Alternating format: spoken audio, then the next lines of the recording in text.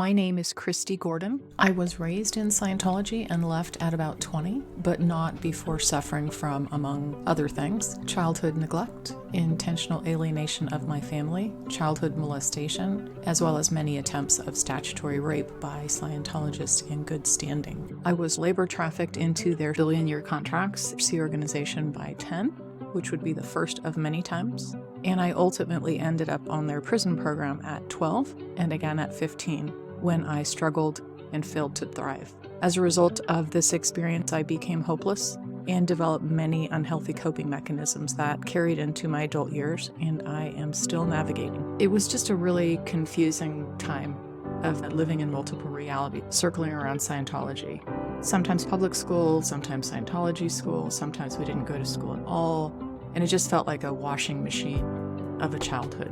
Like I was never sure who I was at any one moment. I slipped away quietly.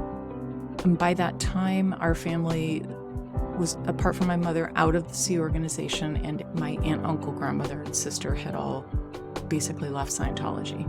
And we had suffered disconnection for 7 years by this point. So all of these role models in my life were gone.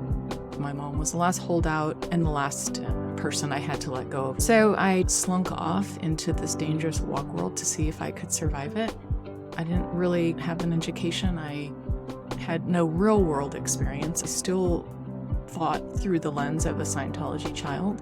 I definitely knew that I had dodged a bullet. My childhood in Scientology was unpleasant. I didn't really understand why. I just know it made me feel bad, and I didn't want to do it anymore.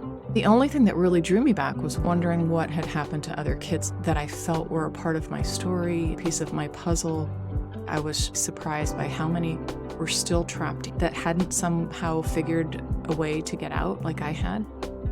So it took being out in the world for a while to be interested in looking back. Then it took engaging with others willing to dig in and be honest for me to understand the big picture of abuse to kids and decide to do something about it. I am here now to help create awareness around what happens to children raised in an environment like Scientology, help to create community to process what happened and hopefully heal.